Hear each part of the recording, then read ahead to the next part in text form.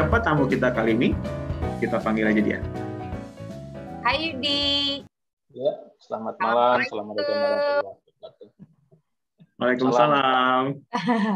Yudi ini Indra ini Yudi. Indra adalah teman kerjaku, satu kantor. Saat ini kita udah nggak satu kantor karena beda, satu grup kantor tapi udah beda.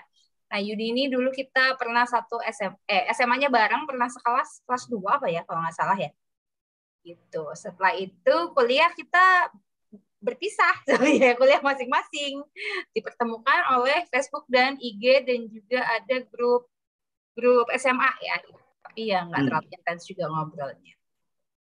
Gitu. Nah, kali ini kita akan dengarkan apa ya? Obrolan atau petuah enggak ya? Dari Yudi. Kita dengar cerita dari Yudi. Oke Yudi, seperti aku tadi bilang, kita kan dulu satu SMA, waktu itu di Balikpapan. Nah, setelah itu kuliah kita mencar lah ya, pisah sampai sekarang kita nggak pernah ketemu lagi ya. Nah, boleh ceritain sedikit nggak tentang latar belakang pendidikan, kuliah di mana sampai bekerja sekarang? Silahkan. Ya, terima kasih. Jadi, saya ambil pendidikan di jurusan perencanaan wilayah dan kota atau planologi, teknik planologi ya, di Institut Teknologi Indonesia, Serpong. Lalu kemudian tahun 97 masuk, 2002 selesai. Kemudian masuk kerja di Kementerian Kelautan dan Perikanan itu tahun 2003. Kemudian dapat pendidikan lagi, disekolahkan oleh pemerintah tahun 2008 sampai tahun 2010 di jurusan yang sama, di jurusan perencanaan wilayah kota, tapi program studinya Infrastruktur Planning and Management di Institut Teknologi Bandung di Bandung hingga tahun 2010. Alhamdulillah sudah sekarang sudah tahun keberapa nih? Berarti udah lebih udah 19 ya? Iya, udah hampir 20, hampir 18 tahun lah ya bekerja. Pas dari berarti lulus kuliah sampai sekarang di perusahaan aku bilangnya apa ya, bukan perusahaan sih ya, yang sama ya, KKP, kementerian ya. Iya. Jadi 2002 sampai 2003 itu sempat mengerjakan beberapa proyek di Kementerian Kelautan dan Perikanan. Akhirnya bergabung di sana, ada penerimaan pegawai pemerintah waktu itu ya, PNS itu. Terus kemudian kita mendaftar, akhirnya bergabung 2003 Desember kalau tidak salah. Mas Yudi, aku nanya, kan Ya, jurusannya planologi ya? Aku pikir tuh jurusannya itu kelautan, tapi kok bukan? Itu gimana ceritanya itu? Ya, jadi kebetulan saat itu pemerintah itu baru membentuk tahun 1999 Departemen Eksplorasi Laut kalau tidak salah. Terus kemudian tahun 2020 tuh berganti nama menjadi Departemen Kelautan dan Perikanan. Nah, pada saat itu menterinya Pak Sarwono itu membentuk unit-unit kerja gitu ya. Nah, salah satunya adalah Direktorat Jenderal Pesisir dan Pulau-Pulau Kecil. Jadi pada saat itu isu laut itu tuh isu baru. Ada dua yang dibentuk saat itu. Satu unit yang mengurusi kegiatan perikanan, kemudian satu unit kerja yang mengurusi kegiatan laut. Nah, di eselon 1 kami namanya Direktorat Jenderal Pesisir dan Pulau-Pulau Kecil. Itu ada eselon 2 namanya 13 di bawah eselon 1 ya, Direktorat Tata Ruang Laut, Pesisir dan Pulau-Pulau Kecil. Nah, di situ saya bergabung.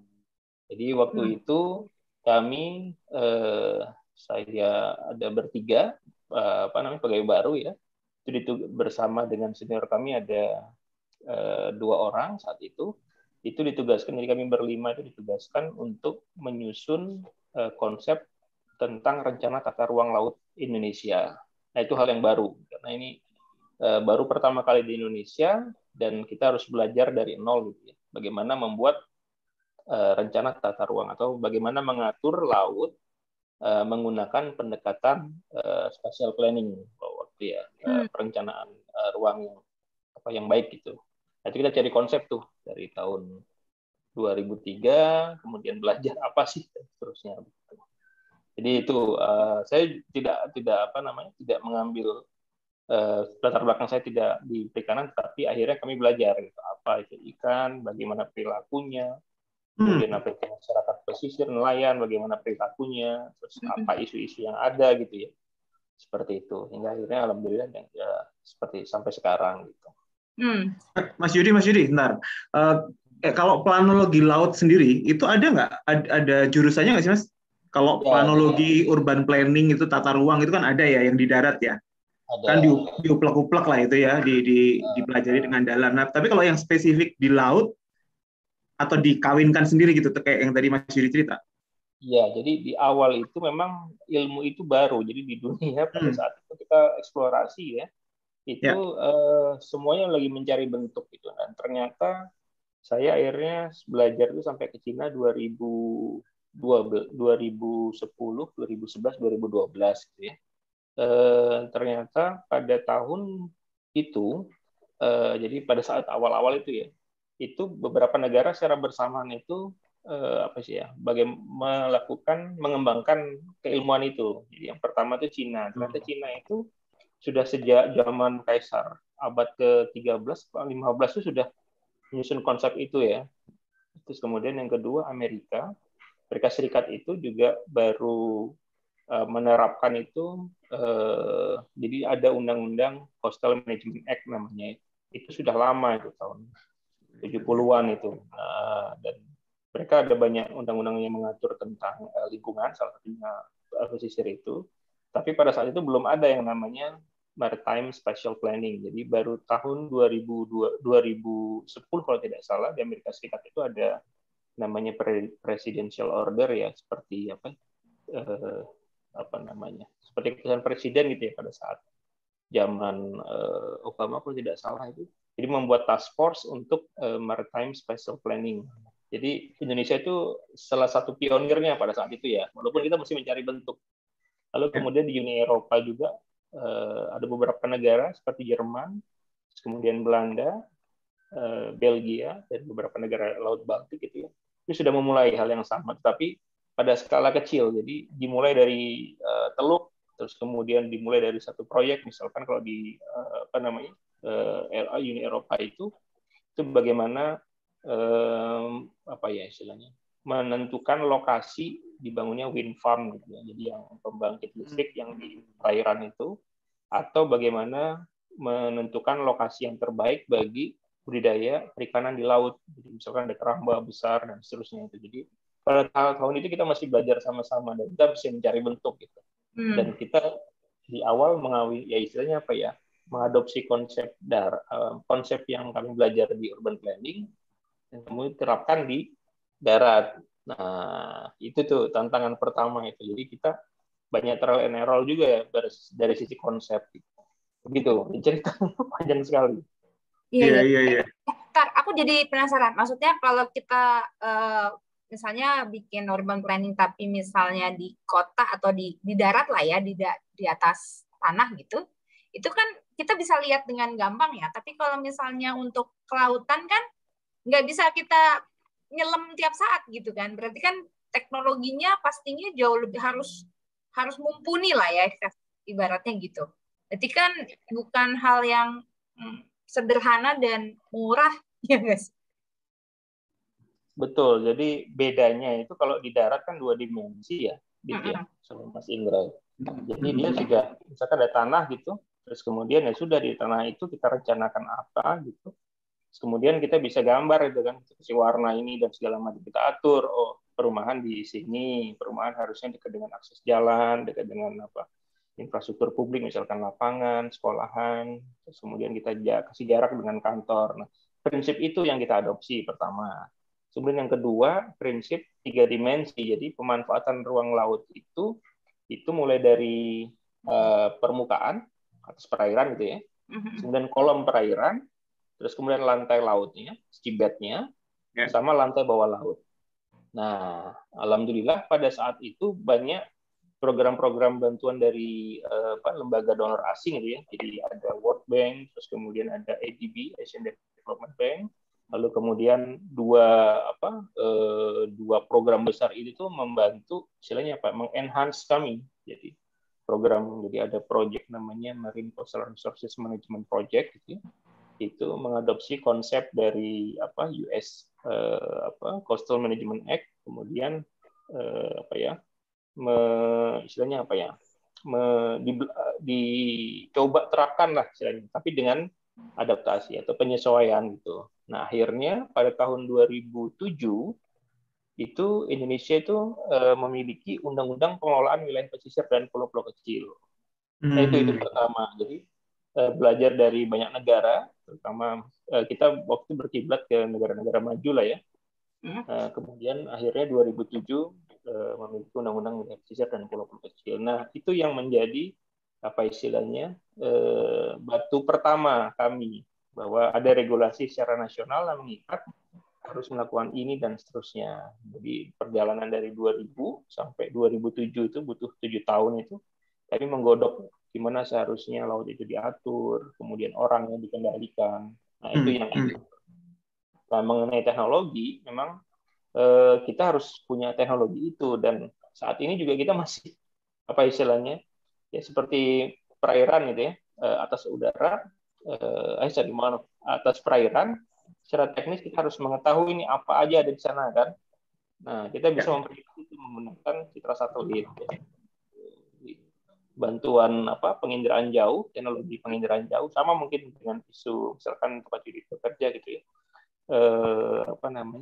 Bagaimana mengetahui secara cepat dengan biaya murah memotret kondisi lingkungan itu, salah satunya dengan satelit atau mungkin sistem informasi geografis. Nah, kemudian kolom airnya bagaimana cara mengetahui? Ada teknologi namanya eco sounding. Jadi bagaimana kita merekam ada apa di sana, ada ikan apa dan ada bangunan apa, itu menggunakan teknologi gelombang suara kan, eco sounding itu. Kemudian bawah lautnya juga sama seperti itu. Dan alhamdulillah Indonesia, saya rasa teknologi itu sudah berkembang. Pada saat itu sudah banyak. Jadi industri migas yang awalnya itu mempelopori sudah memiliki peta lengkap istilahnya gitu ya. Pada saat saya bergabung itu. Jadi isi apa di dalam laut itu sudah tahu. Apalagi banyak, kalau di dasar laut itu kan banyak sekali kan teman-teman migas tuh, seismiknya dan segala macam sudah tahu. Sini ada potensi minyak berapa dan seterusnya. Nah, ini uniknya ilmu ini adalah kita itu tidak hanya mengetahui isi laut, tapi bagaimana mengendalikan pemanfaatannya. Jadi tata ruang laut itu tuh bukan merencanakan dari permukaan sampai bawah dasar, tapi bagaimana kita ngontrol orang pakai itu. Itu yang susah kan? Ya sama seperti di perkotaan ya. Kita kan ngontrol orang, tapi kita mengontrol dengan cara apa? Kita desain yang pergerakannya misalkan dari rumah ke kantor, dari rumah ke ini kita kontrol itu. Nah, di laut itu seperti itu. Sulitnya itu. Jadi kita harus mengontrol orangnya, kita harus mengetahui karakteristik sumber dayanya. Sama kan, prinsipnya kan sama di darat. Jadi kita harus kontrol orangnya. Jadi bagaimana orang itu berperilaku terhadap aktivitasnya gitu ya. Dan bagaimana kita mengontrol sumber dayanya sebisa mungkin gitu ya. Jadi misalkan ikan itu jumlahnya 10 nih di dunia. Gimana caranya 10 ini bisa tetap dipakai dan bisa tetap ada sampai berpuluh-puluh generasi. Gitu ya. Kalau bisa ya berkurang satu saja, tapi gimana caranya dia bertelur dan berkembang biak. Nah, itu. Ya, mengawinkan fish behavior ya, atau apapun nanti dalam itu perilakunya dengan perilaku orang. Oke. Aku baru tahu loh Mas, kalau baru 2000-an ya hal-hal seperti itu diatur ya. Bayanganku itu kan kita punya RU TRW ya, Rencana Umum Tata Ruang dan Wilayah gitu kan ya. Itu kan aku pikir itu ikut juga mengatur airnya gitu. Tapi ternyata enggak ya. Atau cuma diatur tapi cuma sedikit aja gitu Mas. Iya, jadi pada saat itu sudah ada Undang-Undang Penataan Ruang nomor 4 tahun 92. Mohon maaf. Iya, kalau tidak salah tahun 92 gitu ya. Tahun 92. Jadi dia mengatur tata ruang wilayah dari mulai nasional, kemudian provinsi, kabupaten hingga kota gitu. Hanya dia mengatur daratnya saja dari garis pantai sampai seluruh wilayahnya. Jadi kalau pulau itu ya darat tok gitu ya. Nah, di laut nggak ada. Gitu. Nah, sejak 2007 kita mengenalkan tadi bahwa tata ruang itu di laut juga kita atur. Tapi di Undang-Undang 27 tahun 2007 itu hanya mengatur sepanjang garis pantai dari ke dalam titik nol ya, dari garis pantai itu sampai sejauh 12 mil laut. Jadi di perairan yurisdiksi saja. Jadi seluas berapa itu? 7, mohon maaf, sekitar 3,5 juta kilometer persegi itu ya, 7, sekian kilometer persegi itu. Nah, kemudian berlanjut itu akhirnya tahun 2014 ada Undang-Undang Kelautan Nomor 32 itu mengatur tidak hanya 0 sampai 12 mil, tapi kemudian mengatur 0 sampai zona ekonomi eksklusif Indonesia yang sekarang itu 200 ya. Dan itu akan ditambahkan sampai 300 extensionnya itu 350 km. Jadi itu luas sekali, tapi ya padatnya itu ya di antara 0 sampai 4 mil. Berarti sebelum tahun itu, Mas, kalau ada kegiatan misalnya 0 sampai 12 atau 12 lebih itu kalau mau izin kayak misalnya oil and gas itu ke kementerian teknis ya berarti, Mas ya? Nah, bukan nggak melibatkan KKP ya atau gimana? Ya jadi gini, tata ruang itu kan ada 3 hal ya. Sebenarnya ada 5 hal prinsip, tapi 3 hal utama. Jadi ada perencanaannya, ada pemanfaatannya, ada pengendalian. Jadi perencanaan itu kita menyusun dokumen rencana. Jadi seperti planning dokumen lah istilahnya, sama seperti di pekerjaan rutin kita. Ini mau dibikin apa dan segala macam, time frame-nya, siapa tanggung jawab, biayanya berapa, itu kita atur. Ya.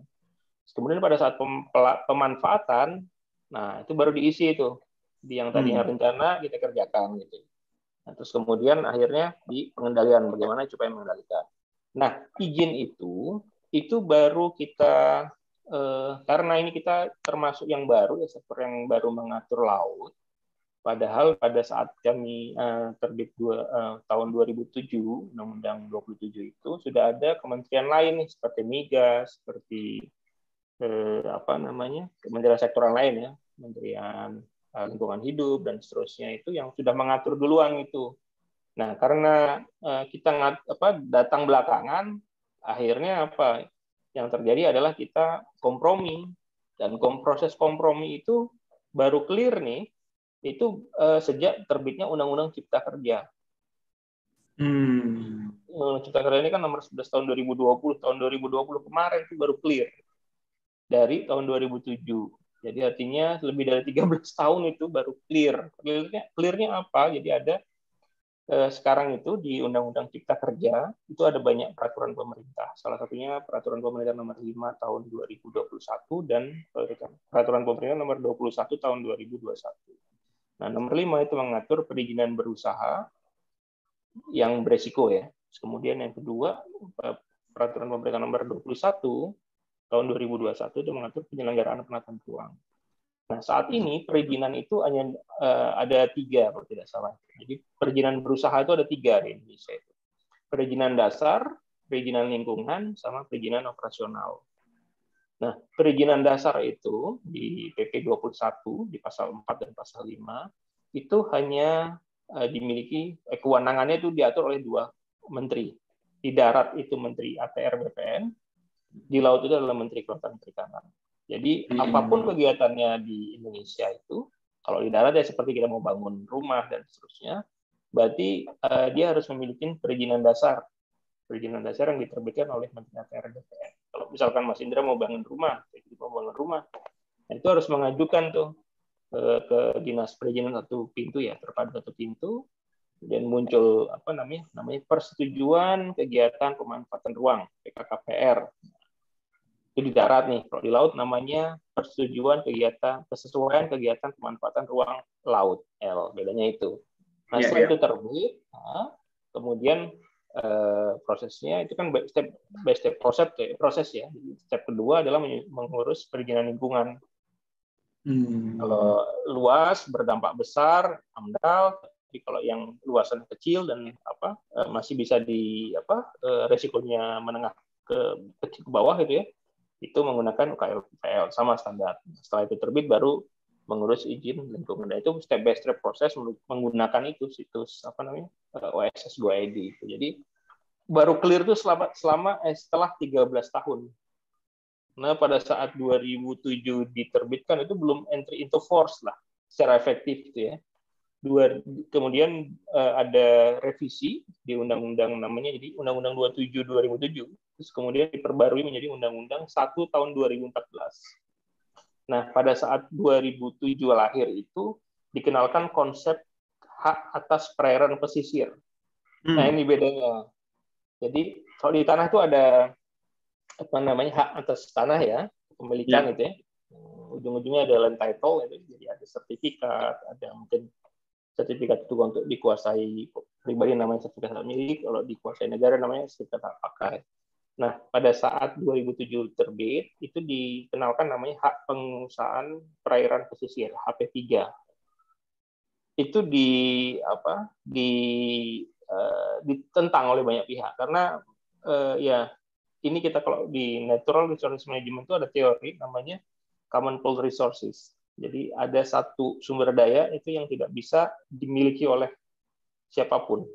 Dan negara harus mengatur itu karena semua orang istilahnya bisa menggunakan, tapi orang itu nggak mau diatur intinya kan dalam menggunakan, dia mau eksploitasi besar-besar. Nah, Common Pool Resources ini harus diatur sama negara. Kemudian ide pengenaan hak terhadap laut itu kemudian dikenalkan di undang-undang itu. Nah, dalam perjalanannya 1 tahun 2 tahun itu HP3 itu ditentang oleh banyak pihak. Kemudian muncullah judicial review dan akhirnya terbit 2013 hak itu dicabut sama negara. Jadi oleh Mahkamah Konstitusi saat itu disetujui permohonan dari pihak penggugat ya, bahwa laut itu tidak boleh diberikan hak, tidak boleh dimiliki. Jadi laut itu milik bersama. Jadi negara itu boleh memberikan izin. Akhirnya diganti namanya izin, license. Jadi dari right menjadi license. Nah, itu bedanya. Sama jadi right itu adalah right itu seperti gini, kalau kita beli barang ya kita beli tanah, kita menguasai right dari tanahnya, bawah tanahnya gitu ya, sampai kedalaman berapapun teknologi yang bisa menyangkut, kita menguasai tanah, kita bisa memiliki. Sementara laut tidak. Jadi seperti kalau kita beli mobil lah ya, kita punya license untuk menyetir gitu ya, kita boleh punya mobil, tapi kalau tidak punya license kita nggak boleh nyetir, seperti itu. Jadi laut itu seperti itu. Akhirnya 2014 keluar, dicabut hak tapi keluar license. Nah, license itu juga tidak serta-merta langsung jalan. Karena tadi ada kita kementerian yang mungkin terakhir munculnya yang mengelola laut. Kementerian lain itu lebih dulu mengatur perizinan, pertambangan, kementerian SDM, misalnya migas dan seterusnya, pengambilan pasir laut, pengambilan air dan seterusnya, sampai wisata bahari. Jadi itu juga mengalami pertentangan sampai akhirnya terbit Undang-Undang Cipta Kerja yang mengkelirkan semua itu. Jadi pemerintah memandang perizinan di Indonesia terlalu banyak sekali dan kita simplifikasikan atau kita permudah dengan adanya Undang-Undang Cipta Kerja itu. Itu sejarah ininya ya, sejarah bagaimana perjuangan yang akhirnya clear diberikan kewenangan secara penuh gitu. Nah, aku tuh jadi kepikirannya adalah gini, maksudnya yang pertama, Indonesia itu kan kita tuh coastal line-nya, pesisirnya luas panjang banget kan. Kalau nggak salah nomor 2 atau nomor 3 terpanjang di dunia, kan? Top 5 lah. Nah, setelah itu ngurusnya kan pertama sangat panjang dan tersebar karena kepulauan. Ya, yang bandel pasti banyak juga gitu kan. Ngurusnya susah yang pertama. Nah, terus yang kedua agak nggak nyambung atau nyambung. Jadi aku kalau pemakaian pesisir itu termasuk di atas dan maksudnya di atas pesisirnya sama yang di bawahnya juga kan. Nah, kalau yang di atas kan kalau sekarang tuh banyak kayak misalnya hotel atau resort yang gitu, yang di pesisir itu berarti harus izin juga dong. Betul. Jadi ini kita bicara dua hal ya. Satu, pertama kewenangan. Jadi dengan luas panjangnya garis pantai kita nomor 2 gitu ya, sedunia gitu ya. Berarti harus kita bagi kewenangan-kewenangannya. Nah, dulu pada 2007 sampai 2014, jadi undang-undang pertama terbit sampai undang-undang pertama itu direvisi, itu kewenangannya dibagi 3 cara mengaturnya. Jadi kewenangan pemerintah kabupaten kota, kewenangan pemerintah provinsi, dan kewenangan pemerintah pusat. Di laut itu dibagi 3. Bagaimana cara baginya? Jadi kewenangan pemerintah kabupaten kota itu mengelola laut dari garis pantai sampai sejauh sepertiga batas kewenangan pemerintah provinsi. Jadi sampai 4 mil kalau tidak salah. Terus kemudian kewenangan pemerintah provinsi adalah dari sepertiga tadi 4 mil sampai sejauh-jauhnya 12 mil laut. Nah, kemudian sisanya itu kewenangan pemerintah nasional. Nah, dengan adanya pembagian 3 kewenangan itu, maka itu jadi chaos, Mbak. Dia artinya apa? Seperti yang ini kan isunya waktu itu bupati wali kota itu memiliki kewenangan lebih gitu ya, mengelola sumber daya. Nah, isunya ada eksploitasi. Jadi udah campur aduk antara ekonomi dan politik. Jadi karena sumber dayanya besar, maka ya dia memberikan izin sebanyak-banyaknya untuk tujuan peningkatan pendapatan asli daerah, karena dia butuh biaya ya untuk si kabupaten, sama seperti isu sumber daya kalau di darat, pertambangan, kemudian ada perkotaan, ada industri dan sesama. Nah, akhirnya cabutlah pada saat 2014 kewenangan kabupaten kota itu ditarik semua ke pemerintah provinsi. Pemerintah provinsi sejak 2014 sampai 2020 ini mengelola wilayah laut dari 0 sampai 12 mil. Nah, itu berakhir tahun 2020. Nah, sekarang dari 2020 sampai sekarang itu kewenangan kabupaten kota sudah dicabut, kewenangan provinsi dicabut juga untuk pemberian izin, tapi pengelolaan tetap provinsi. Jadi artinya dibagi 2 sekarang. Nah, saya bicara yang kedua nih, kewenangan pengelolaan, kewenangan pengaturan ya, sekarang pengelolaan. Nah, sekarang perizinan itu dikelola langsung atau dipegang oleh pemerintah pusat. Jadi nasional, interestnya itu nasional. Kenapa? Karena ini common full resources. Jadi tidak bisa yang namanya sumber daya alam itu ya diatur oleh unit terkecil, karena trade off-nya besar gitu, dan yang akan rugi itu nasional. Kesalahan perizinan yang diberikan di tingkat katakanlah tingkat kabupaten gitu ya, itu ketika dia mencemari daerah sekitarnya, trade off-nya yang bayar itu pemerintah pusat. Nah, itu kita tidak mau gitu, karena kita juga harus berhitung kan dari sumber daya, ekonomi sumber dayanya. Jangan sampai nanti justru kita harus memulihkan. Nah, biaya pemulihan itu kan luar biasa besar, dan itu tidak mau ditanggung oleh kabupaten kota. Di ilmu ekonomi sumber daya masuk tuh, karena ada trade off dan segala macam. Jadi yang pertanyaan itu tadi gimana tadi? Yang mana nih? Yang sebelumnya. Itu iya, karena susah atur kan diatur itu. Tapi kalau yang perizinan misalnya dia mau bangun di atas laut, ya itu tetap. Jadi dengan undang-undang sekarang, maka seperti ini nih, resort di atas air seperti di Maldives atau kasarnya Raja Ampat. Di Derawan tuh ada di satu pulau di mana namanya yang perbatasan itu. Maratua, itu kan banyak resort itu. Jadi sejak undang-undang 2020 Cipta Kerja itu kita ke sana tuh, selain sidak lah ya, sosialisasi dan seterusnya gitu ya. Jadi resort-resort di atas laut itu, kalau dia nempel di darat, itu kan bangunan biasa, itu izin tetap dari pemerintah kabupaten kota. Jika di laut, ini izinnya dari pemerintah pusat. Kalau dia bikin jalan kayu tuh ya, kemudian sampai jarak tertentu di laut, kemudian dia dirikan resort di laut. Nah, dari mulai garis pantai sampai ke ujung dia bangunan itu perlu namanya perizinan dasar tadi, namanya persetujuan kesesuaian kegiatan pemanfaatan ruang laut. Itu baru jalannya, itu ruangnya saja nih. Jadi misalkan jalan setapaknya ukuran 2 meter nih. Berarti 2 meter kali panjangnya katakanlah 10 meter gitu ya. Jadi 2 kali 10, berarti dia butuh izin 20 meter persegi. Dan itu harus bayar tuh ke negara. Sekarang, karena dulu nggak ada begitu. Sekarang dia harus bayar tuh ke negara. Per meternya itu 18 juta. Per hektarnya itu 18 juta. Itu baru izin ruangnya.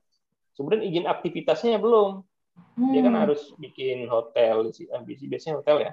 Hotel, atau mungkin dia harus sana ada pelihara ikan dalam keramba. Nah, itu juga harus memiliki izin. Nah, itu kita lagi identifikasi dalam jadi PP 21 itu baru terbit sekitar awal semester pertama tahun 2021 ini. Kita dalam periode 2 tahun itu harus mengidentifikasi dan memfasilitasi semua perizinan yang ada di perairan, di resort, terus kemudian wisata bahari. Jadi misalkan ada ponton yang di tengah laut ya, di Bali kan banyak tuh. Terus kemudian migas, termasuk migas, teman-teman migas ini yang platform-platform di tengah laut itu teman-teman SKK migas tuh yang mengkoordinir. Itu rutin itu. Kami setiap minggu itu memverifikasi lah secara teknis, mau bangun sumur di mana, mau seismik di mana, itu rutin tuh. Setiap minggu tuh saya diundang untuk dengerin itu, terus ini layak apa tidak, seperti itu. Jadi semakin banyak sekarang karena ternyata dengan adanya undang-undang pengelolaan wilayah pesisir yang kemudian dikoreksi, ada undang-undang cipta kerja. Di laut itu ternyata nggak teratur gitu. Jadi contohnya gini, pipa sama kabel bawah laut. Ini kontras nih kondisinya ketika kita masuk di perairan Singapura. Itu di antara Batam dan Singapura itu kan banyak kabel-kabel ya, kabel Telkom, pipa air, macam-macam. Itu ketika masuk perairan Singapura itu diatur jalurnya. Dia punya jalur sendiri tuh, jalur tol gitu kan, koridornya katakanlah 1 mile itu. Dalam koridor 1 mile itu ada PTA, PTB, PTC, PTD dan seterusnya. Nah, ketika dia masuk ke wilayah perairan Indonesia, dia nyebar. Dan belok kanan, belok kiri, nggak diatur lengkap. Nah, sejak Undang-Undang Cipta Kerja kita atur itu. Termasuk isu macam-macam kan, ada kabel listrik dari Australia mau bangun ke Singapura, itu kita nggak setujuin itu melintas di tengah perairan kita, karena itu kan mengancam kedaulatan. Intinya begitu ya. Iya. Yang macam-macam lah, jadi isu-isu Hankam juga masuk, ya kita harus mereview. Intinya perlu tuh izin-izin seperti itu tuh. Yang kenapa perlu izin ya? Karena tadi di laut itu kan kita harus gunakan seefektif mungkin ya. Di atas ada untuk nelayan, di kolom air bisa untuk budidaya perikanan, di bawah dasar itu bisa untuk snorkeling, bisa untuk rehabilitasi karang, bisa untuk layoff-nya kabel atau pipa gitu. Bawah dasarnya itu bisa untuk mungkin seismik dan macam-macam. Kita harus atur 3 dimensi. Nah, itu yang tantangan kita saat ini. Jadi teknologinya sudah ada, tinggal kita mapping gitu. Saya harus ngatur ini. Wow, berat banget kerjaannya ya. Nah, iya. Aku mikirnya masih jauh banget nih Mas Yudi ya. Maksudnya peraturannya baru ada. Itu juga masih undang-undang, belum peraturan bawahnya kan masih akan panjang sekali. Iya. PR-nya itu PR-nya lumayan ya. Dibalik. Jadi faktanya kan gini, biasanya undang-undang itu dibuat tuh karena ada masalah ya. Ada daftar inventaris masalah tuh banyak sekali. Nah, kita sebenarnya faktanya sudah banyak tuh kegiatan itu. Tinggal diatur. Ini undang-undang tugasnya apa? Undang-undang itu ada karena kita ingin mengatur supaya itu lebih baik ya. Organisasinya, itu ada ruang tadi kan. Selama ini nggak diatur, Mas. Contohnya tadi nih, ini contoh kasus sederhana nih. Platform migas yang sudah tidak terpakai itu nggak mau tuh dikomisioning tuh Itu banyak tuh perusahaan di Jawa Timur, termasuk di tempatnya Yudit, di mana? Yudit di Teluk Balikpapan, Yudit. Suruh dikomisioning tuh ongkosnya lebih mahal, pada nggak mau dibiarin aja gitu. Itu yang rugi siapa? Negara itu. Karena kami harus dikomisioning tuh ongkosnya satu rig itu berapa miliar itu bebannya ke kami gitu, kementerian, repot gitu ngurusnya. Iya. I see. Kalau gini Mas, aku mau nanya, kalau misalnya kita di darat ya, kita bikin rumah, belum ada izinnya kan, terus dipasangin itu tuh, belum mendapatkan izin. Nah, kalau di KKP gimana tuh? Sama, jadi di KKP itu ada unit kerja untuk law enforcement-nya, penegakan hukumnya. Namanya Direktorat Jenderal Pengawasan Sumber Daya Kelautan dan Perikanan. Nah, kalau sempat mengikuti dulu pada saat pemberantasan IUU fishing, nah direktorat itu yang sering menangkap kapal, kan, sering membakar dan seterusnya. Nah, tugasnya Direktorat Jenderal itu tuh. Jadi di KKP itu ada mulai dari unit kerja yang di bidang perikanan tangkap, budidaya. Ada unit kerja tentang pengelolaan ruang laut, ada unit kerja untuk law enforcement-nya, ada unit kerja untuk pemasaran perikanan dan kualitas mutu, gitu.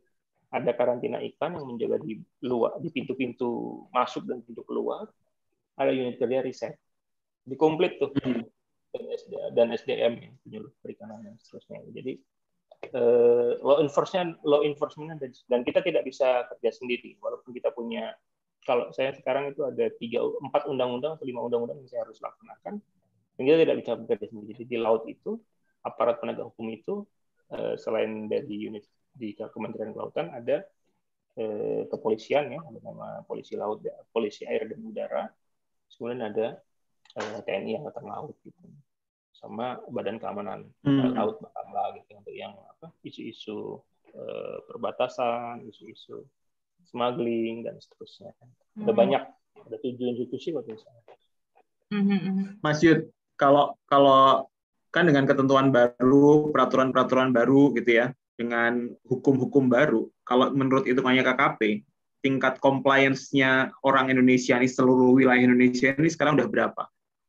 Nah, kalau di darat kan memang ya semua rumah udah ada izinnya, semua industri udah ada izinnya, itu kan jelas ya, ada 1-2 yang nakal mungkin. Kalau laut, kita udah berapa persen tuh yang udah comply menurut Mas Yud?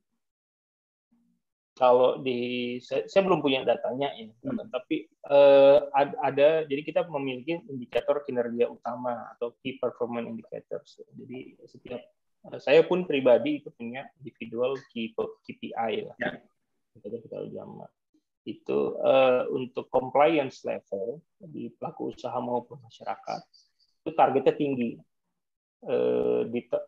Tapi bukan di unit kerja saya. Ada unit kerja yang tadi pengawasan itu, ya targetnya itu lebih dari 80% pelaku usaha itu comply terhadap all regulations gitu ya.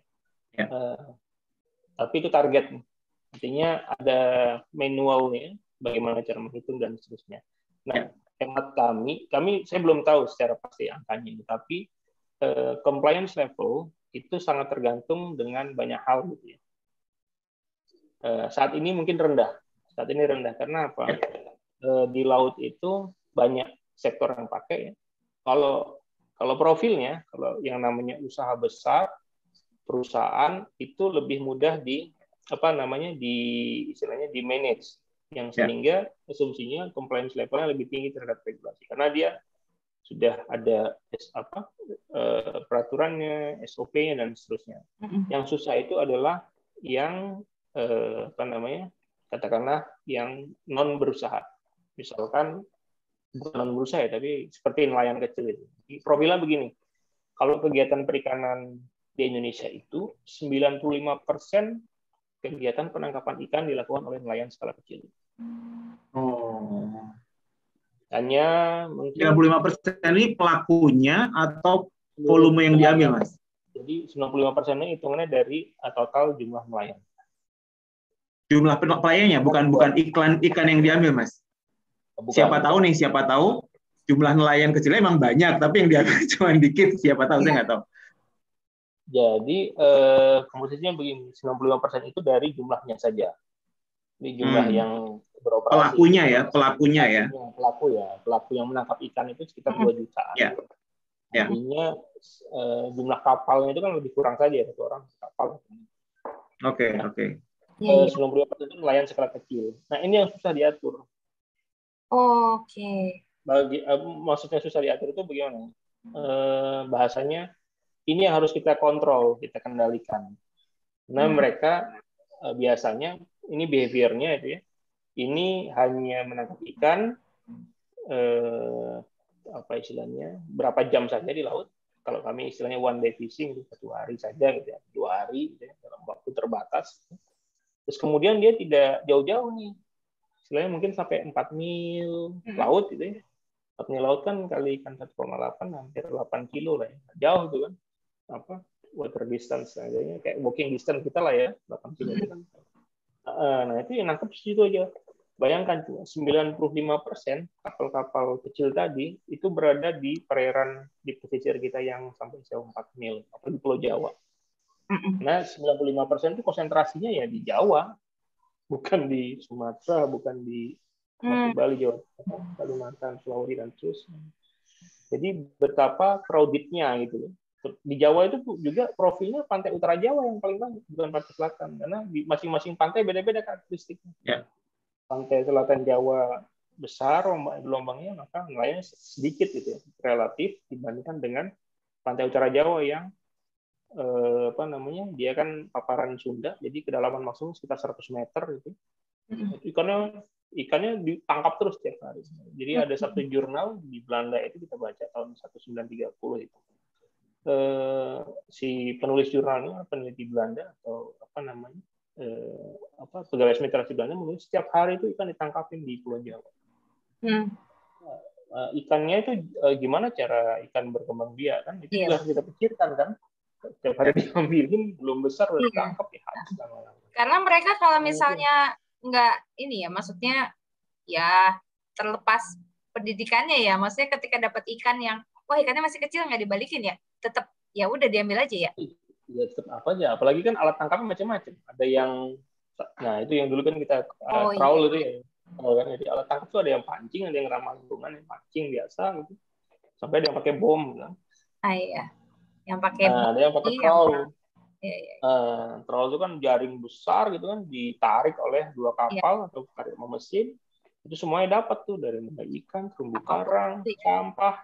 Iya, ban di bawah laut kan macam-macam tuh, ada ban, ada apa, dapat semua itu. Nah, itu yang bahaya.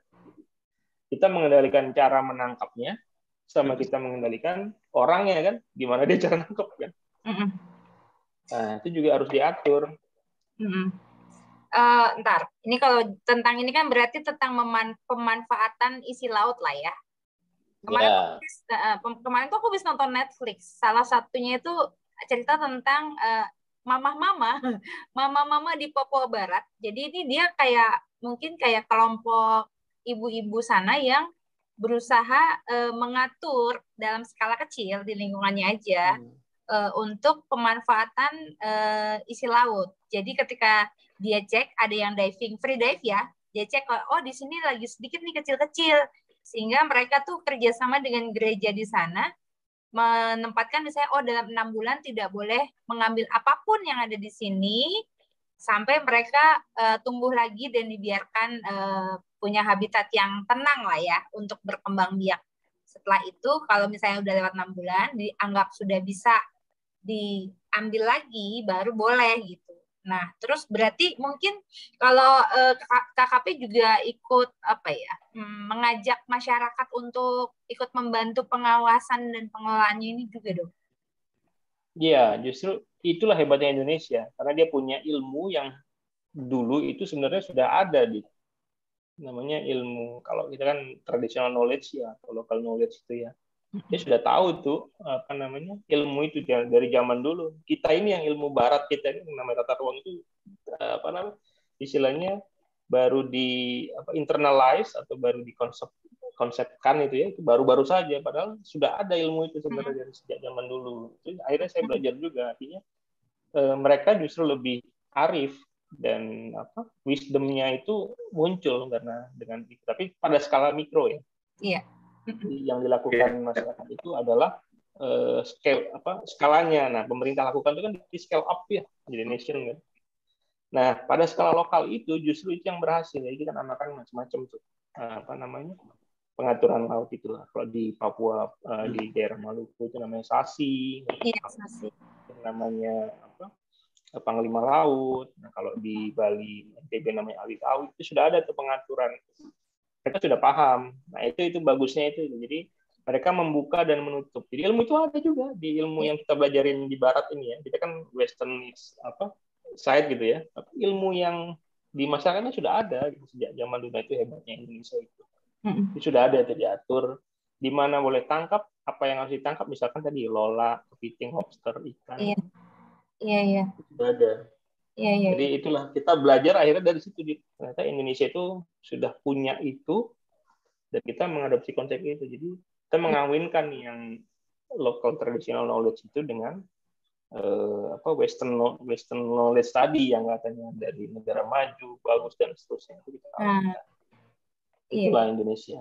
Iya, nggak salah ya nenek moyangku orang pelaut ya lagu itu. Ya, nah itu wisdomnya itu kelihatannya di situ dan dasar maksudnya kok zaman dulu sudah mikir seperti itu ya, kita kan nggak kepikiran kan. Iya. Nah, terus setelah saya belajar juga, jadi dulu pada saat saya sekolah itu bagaimana sebuah permukiman dibangun ya, itu kan kita bukan hanya membangun permukiman tapi membangun peradaban kan. Menangkap ikan itu juga membangun peradaban. Kalau gitu berarti ini nggak Yud, misalnya ada kan kita maksudnya kayak misalnya aku aja ya, aku tuh kan dari kecil udah biasa makan ikan nih. Udah biasa makan ikan. Nah sekarang ikan masih ada, tapi mungkin aku nggak tahu apakah di laut sana beberapa jenis ikan mungkin udah extinct gitu, udah punah karena udah kebanyakan diambil sehingga dia tidak sempat berkembang biak, ya udah nggak ada lagi atau udah mulai jarang gitu kan. Nah terus apa dong yang maksudnya kalau menurut Yudi ya, apa sih yang sebaiknya kita lakukan bersama-sama biar ikan-ikan itu sampai misalnya 100 tahun lagi tuh masih ada? Ya sederhana, kita kontrol cara ngambilnya. Sebenarnya itu kuncinya. Jadi muara yang saya ceritakan sejak tadi itu intinya gimana sih ngontrol orang yang ngambil kan. Ikannya tetap segitu-segitu aja nih, tapi gimana caranya supaya ikan itu tetap ada, ngambilnya juga diatur gitu ya, waktu, tempat, orang itu diatur. Nah, sekarang itu baru lengkap instrumennya. Tuh. Dan kebetulan saya menangani itu salah satu. Jadi tugas kami sekarang di kantor di Bali ini adalah bagaimana melakukan pengelolaan ikan-ikan yang dilindungi atau terancam punah atau hampir punah atau sudah punah. Gitu. Jadi di Indonesia itu ada. Jadi contoh sederhana itu ya ikan purba itu, kulen yang ditemukan di Manado itu ya. Itu kan sempat ditemukan pada perairan Manado kalau tidak salah. Itu sudah mati gitu, sudah ditangkap. Nah, padahal ikan itu sudah dikabarkan punah sejak ratusan tahun lalu gitu. Artinya ikan itu masih ada, cuman memang tinggal 1 atau 2 lah di dunia. Sama seperti analoginya kalau di daerah tuh harimau Bali gitu. Kan terakhir ada itu tahun 1933 kalau tidak salah. Itu yang diburu dan itu harimau terakhir yang ada di Bali. Sekarang udah nggak ada. Sama seperti burung dan seterusnya. Dan itu memungkinkan terjadi di ikan. Ada beberapa ikan yang sudah dilindungi karena dilindungi oleh pemerintah Indonesia ya, karena terancam punah atau mungkin hampir punah atau mungkin sudah punah seperti ikan purba tadi yang di Manado. Dan tugas saya salah satunya itu. Jadi yang di Bali ini ada, di Indonesia itu ada 2 ikan yang dilindungi. Sedikitnya yang menjadi tugas tanggung jawab saya. 1 ikan parimanta. Di Derawan ada itu di parimanta. Parimanta ya. Gede banget itu. Iya. Terus kemudian ikan hiu paus. Hiu paus itu yang besar itu yang totol-totol putih itu ya. Sering terdampar. Terus kemudian ikan mamalia, paus, bukan ikan. Kan ada 2 nih, ikan sama paus ya. Iya. Itu bernapas sama insang. Kalau paus tuh dengan paru-paru. Nah, paus tuh ada 35 jenis di Indonesia yang teridentifikasi. 1 sirenian itu dugong. Kalau di Amerika namanya manatee itu. Ya. Nanti kalau di Indonesia. Nah, Dituyuk. itu ya ini bahkan malam ini sore ini saya mendapatkan laporan dari teman-teman di Alor, itu ada paus sperma yang gede, paus kepala kotak. Wow. Dan mati gitu. Panjangnya mungkin tadi itu ini masih nanganin teman-teman di Alor di Alor ya. Wow. Gitu. Besar sekali itu. Jadi terdampar mati, masih ngapung nih sore ini, masih ditangani lah istilahnya, ditarik terus kemudian dikuburkan begitu ya. Itu mungkin lebih dari 7 meter, 7 atau 9 meter, besar sekali. Dan saya menangani hal-hal kayak gitu tuh, jadi hampir setiap. Jadi mungkin Judith lihat Instagram saya kan yang beberapa hari lalu itu di mana? Di NTT edit ya. Iya. Gitu. Dan ini bulan-bulan rawan, maksudnya apa? Jadi Indonesia itu unik ya.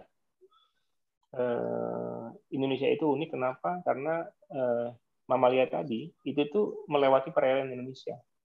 Dia ada yang sifatnya residen, ada yang dia menetap di perairan kita, ada yang sifatnya migrasi kemana-mana. Nah, untuk yang paus tadi besar tadi itu highly migratory species, jadi dia berenang kemana-mana. Kita nggak tahu tuh rumahnya di mana, tapi dia cari makan aja itu, ngikutin arus, ngikutin makanan, sama suhu. Cari yang hangat dia ya? Ya, dia yang namanya perairan hangat itu pasti banyak makanan kan. Nah, tinggal ngikutin arus di dunia itu kan seperti conveyor belt ya. Ada namanya, tahu ya maksudnya. Secara keilmuan kan ada conveyor belt. Jadi ngikutin itu aja. Berenang. Pasti melalui perairan Alor, Selat Omba itu ya. Kemudian Selat Pantar yang di antara Pulau Alor sama Pulau Pantar. Lembata, Flores Timur, kan ada celah-celah sempit itu ya. Iya. Kemudian di Manggarai Barat, kemudian di Sumbawa itu, Selat Lombok, ke perairan di Laut Sawu di yang bawah itu yang besar, kemudian di Laut Samudra India yang besar. Makanya Indonesia itu sama, kalau di darat kita harus jaga hutan, kalau di laut kita harus jaga laut.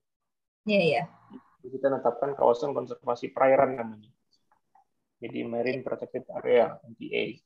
Nah, itu sudah saat ini kita tetapkan sudah lebih dari hampir 30 juta hektar di laut. Tetapkan. Tugas fungsinya untuk itu, menjaga itu. Seperti hutan. Dia bisa menyerap karbon, dia tempat hidupnya tadi banyak ikan, banyak mamalia. Dia tempat cari ikan juga oleh nelayan. Tapi kita harus jaga itu. Jadi tidak semua ikan itu kita boleh ambil, tapi ada daerah-daerah tertentu yang seperti Sasi jadi ceritakan tadi ya, itu ada perairan yang dilarang ambil ikan di situ. Begitu. Jadi kita atur tuh mana yang sama seperti di darat kan, mana yang hutan lindung nggak boleh ditebang, sama juga ada konservasi itu ada yang ini nggak boleh diapa-apain, ini boleh nangkap ikan, ini boleh untuk wilayah perikanan. Nah, manajemennya seperti itu. Kalau petanya berarti udah ada Mas ya? Yang barusan diceritain, peta se-Indonesianya udah ya? Ada. Nanti bisa dicek ya peraturan pemerintah tentang panjang tata ruang laut. Kemarin itu kan ada hari ikan ya, Yud ya? Hari apa sih? Iya, tanggal 21 ya, November itu Hari Ikan Nasional. Di Hari Ikan Nasional itu salah satu kalau temanya kan sekarang itu adalah masalah ikan yang tangguh, bangsa yang kuat, tentang ekonomi istilahnya gitu ya. Jadi tingkat konsumsi ikan di masyarakat kita itu kan masih rendah ya. Itu ada yang menilai. Jadi itu sebagai KPI-nya kita juga tuh. Bagaimana tingkat konsumsi ikan masyarakat Indonesia. Nah, saat ini itu rata-rata di bawah 40 kilo per orang per tahun. Nah, kalau kita bandingkan dengan negara maju, itu kita jauh nih. Artinya apa? 40 kilo per orang per tahun itu dalam setahun orang hanya makan 40 kg ikan setahun tuh, selama 365 hari kan. Artinya mungkin 10 hari sekali baru makan ikan. Dan itu 1 kilo kan. 40 kilo kan 360 bagi 40 berapa? 99 ya? 90. Artinya 90 hari sekali baru makan ikan kan gitu ya. Teknologinya ya. Bayangin 3 bulan sekali itu baru makan ikan tuh. Mewah. Nah, itu sederhananya begitu ya. Iya. Padahal potensi ikan kita tuh besar, 12 juta ton saat ini gitu ya. Iya. Artinya ikan itu banyak kemana? Bukan untuk dikonsumsi kita sendiri, tapi dijual di ekspor gitu. Nah itu yang justru padahal protein yang terbesar kan di ikan ini ya. Dan ini kan renewable resources lah, bisa dibudidayakan dan seterusnya. Kita menargetkan tingkat konsumsi ikan itu semakin tinggi makanya momentumnya namanya Hari Ikan Nasional. Ya. Oke, Yudi, Bapak Yudi, terima kasih banyak atas ilmunya yang menarik dan membuka jendela otakku. Intinya adalah kita ya harus jaga laut seperti kita menjaga hutan, ya intinya menjaga bumi ya. Harus kita tularkan awareness atau kita peduli terhadap laut, pengelolaannya, pemakaiannya, dan untuk kelangsungan agar bisa bertahan sampai ya panjang gitu ya.